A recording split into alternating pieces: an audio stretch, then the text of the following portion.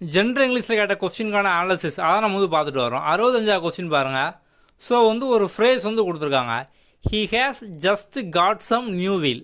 So வந்து இது என்ன ஃபிகர் ஆஃப் ஸ்பீச் வந்து கேட்டிருக்காங்க, அப்படி தானே? ஸோ இதோட ஃபிகர் ஆஃப் ஸ்பீச் வந்து என்ன அப்படிங்க வந்து கேட்டிருக்காங்க. ஓகே, நமக்கு வந்து போயம் லைனை கொடுத்தும் கேட்கலாம், அவங்களா ஜென்ரலாக இந்த மாதிரி ஒரு ஃப்ரேஸை கொடுத்து வந்து கேட்கலாம். ஓகே, இப்போ முதல்ல வந்து ஒரு எக்ஸாம்பிள் பார்க்கலாம். இப்போ நம்ம ஃபிகர் ஆஃப் ஸ்பீச் ஃபுல்லாக வரிசையாக வந்து எக்ஸாம்பிளோட முதல்ல வந்து டேபிள் ஃபார்மேட்டில் வந்து கொடுத்துருப்போம். ஓகே, சினக் டோக் அப்படிங்கிற மாதிரி வந்து இருக்குது.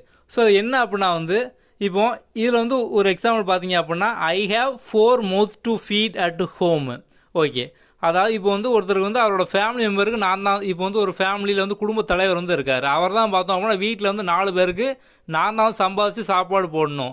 அது வந்து டேரெக்டாக 4 பேர் அப்படின்னு சொல்லாமல் ஐ ஹேவ் 4 mouth அப்படின்னு இருக்காரு. ஸோ வந்து ஃபேமிலி மெம்பரை அவர் 4 mouth அப்படி மாதிரி பார்த்தோம் அப்படின்னா சொல்லியிருக்காரு இன்டேரக்டாக.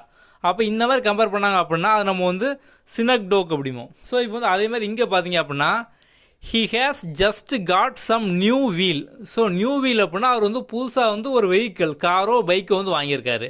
அதை நான் வந்து கார் பைக் வாங்கியிருக்கேன் அந்த மாதிரி வந்து வெஹிக்கிள் அந்த மாதிரி சொல்லாமல் இன்டேரக்டாக காட் சம் நியூ வீல் அப்படின்ட்டு இருக்காரு. அப்போ ஆப்ஷன் சி சினக் டோக். அவ்வளோதான், சிம்பிள். ஸோ அந்த டேபிள் ஃபார்மேட்டில் கொடுத்துருக்கு, இதை படிச்சிங்க அப்படின்னால எல்லா ஃபிகர் ஆஃப் ஸ்பீச்சும் ஈஸியாக நீங்கள் வந்து ஆன்சர் பண்ணிடலாம்.